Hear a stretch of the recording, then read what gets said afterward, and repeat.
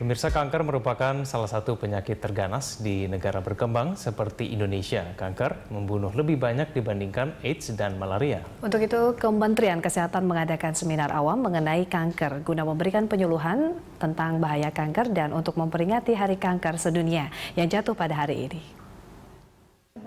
Seminar ini mengajak seluruh lapisan masyarakat untuk mengetahui penyakit kanker lebih dalam, untuk menghindari salah persepsi tentang kanker yang berujung kematian. Kanker merupakan tantangan besar bagi sebuah negara berkembang karena merupakan penyakit pembunuh nomor 1 setelah malaria dan AIDS. Berdasarkan data, dari 7,6 juta kematian di seluruh dunia, 55% diantaranya disebabkan oleh kanker.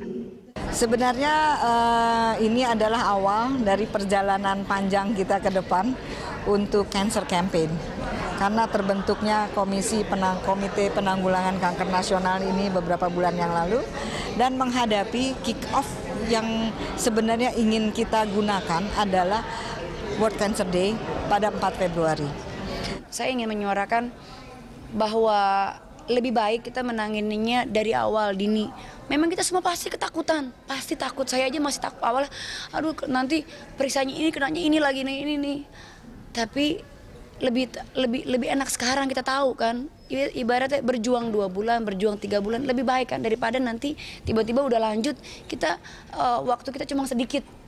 Jadi saya maunya perempuan Indonesia ini semuanya, nggak hanya perempuan Indonesia ya, laki-laki juga kan sekarang kan kanker payudara juga kan ada laki-laki juga, ada kanker prostat semuanya ya. Jadi untuk semua penderita kanker, untuk semuanya masyarakat Indonesia yang masih sembuh, yang masih sehat sekarang, bahwa penting sekali kita mengetahui dari awal. Periksalah sedini mungkin, periksalah dari awal. Kami sangat ingin meningkatkan awareness, kesadaran masyarakat, juga meningkatkan pengetahuan masyarakat tentang perjalanan dari kanker.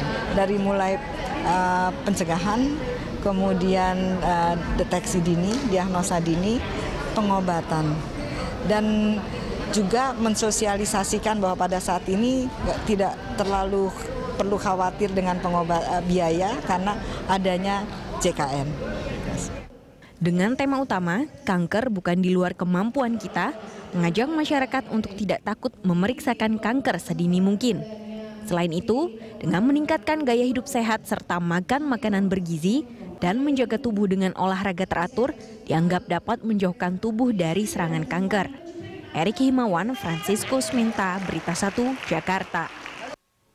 Peringatan Hari Kanker Sedunia bertujuan untuk meningkatkan kepedulian pada kanker. Untuk membahas topik bersama melawan kanker telah hadir di studio Survivor Kanker, juga Ketua Dewan Pembina Yayasan Pelayanan Kasih, James Belumenta, dan Ketua Komite Penanggulangan Kanker Nasional, Profesor Dr. Suwartati. Ya, selamat datang di dialog kita siang ini, Prof, dan juga Pak James. Jadi kita ke Pak James dulu berkaitan dengan World Cancer Day, Pak. Bapak bisa berbagi cerita sebagai survivor kanker kepada kita, begitu Pak? Saya pertama didiagnos sebagai penderita kanker liver itu pada tahun 1997. Ya, sudah jelas siapapun saya kira kalau sudah mendengar kanker itu rasanya ini mau kiamat dunia ya. Namun demikian, setelah saya berobat ke sana kemari ya, didukung dengan ya semangat spirit untuk hidup ya, maka saya masih bisa bertahan sampai saat ini. Dan kalau kita lihat sebenarnya pengalaman atau tadi triggering spirit Bapak untuk bisa bertahan dan sekarang ini Bapak terlihat sehat begitu, apa yang membuat utamanya adalah yang menyemangati Pak James sendiri apa, Pak? Yang menyemangati saya adalah saya merasa masih mempunyai tanggung jawab. Ya, saya masih punya tanggung jawab pada waktu itu dan saya ingin hidup. Ya, tidak hanya tanggung jawab kepada keluarga, tapi juga tanggung jawab sosial saya. Gitu. Ya, sebagai ini juga ya Bapak sekarang sebagai Ketua Dewan Pembina dari Yayasan Pelayanan Kasih begitu ya, yang bergerak di bidang untuk menolong dari survivor kanker ya Egan. Pak James, waktu pada saat Anda berjuang untuk melawan kanker ini, sebetulnya yang paling berperan dalam perjuangan Bapak melawan kanker itu apa? Apakah faktor dari medis? Bapak tadi sempat bilang, ini kita pindah-pindah tempat medis berkali-kali. Apa yang kemudian paling berpengaruh sehingga Bapak bisa dikatakan orang yang lolos begitu dari penyakit kanker ini? Bagaimana Pak? Ya, saya pikir ya kita tahu bahwa kanker itu penanganannya tidak semata masalah medis saja ya, bukan medis saja, tetapi masalah psikologis ya. Ya. Saya kira Prof. Tati bisa menjelaskan bagaimana seseorang kalau sudah diberikan kemoterapi atau radiasi begitu ya, side effect daripada itu semuanya itu sering membuat pasien merasa ya bukan hanya dia mual, muntah, tapi bisa sampai depresi, kecenderungan bunuh diri pun ada itu. Ya.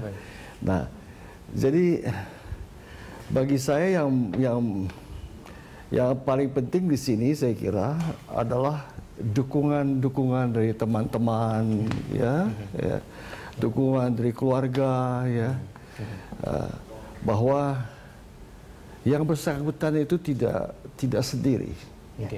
Ya. Baik. He or she is not alone. Ya, itu paling penting ya. Di samping ya sudah tentu tidak bisa melalaikan ya prosedur-prosedur yang harus ditempuh secara medis ya. Namun secara psikologis ya dia harus mempunyai suatu fighting spirit. Dan fighting spirit ini tentunya faktor daripada lingkungan, teman-teman itu sangat menentukan. Baik, saya ke Profesor Suhartati. Profesor, kalau kita sedikit tadi menyimak dari komentar dari Pak James tadi, tampaknya perjuangan melawan kanker ini panjang, berat sekali. Sampai bilang tadi, bahkan ada yang mau bunuh diri begitu tadi Pak James. Apakah memang seperti itu perjuangan melawan kanker menurut penilaian Anda? Kalau kita lihat perjuangan ada dua macam kan ya. Perjuangan bagi Pak James sebagai penderita, tapi perjuangan juga bagi kami yang berjuang untuk bagaimana menekan angka kanker di suatu negara, di suatu populasi gitu. Itu kan dua jenis perjuangan. Memang benar sekali kalau kita bicara tadi Pak James, pengobatan kanker itu tidak pernah satu modalitas, hampir tidak pernah. Jadi modalitas terapi ada bedahnya, ada kemonya, ya Pak James ya, ada radioterapinya seperti itu. Dan memang di mana kapan diberikan ini, kapan diberikan kemo, kapan diberikan radioterapi, bagaimana siklusnya dan sebagainya, sangat tergantung pada jenis kanker, lokasinya, dia stadiumnya seperti itu. Dan memang ya dikatakan oleh Pak James sama semua benar bahwa efek sampingnya cukup membuat seseorang seringkali tidak mau meneruskan pengobatan. Oleh karena itu benar yang dikatakan oleh Pak James bahwa pertama adalah dukungan dari keluarga. Pendampingan dari keluarga, pendampingan dari teman, pendampingan dari sesama survivors ya Pak ya.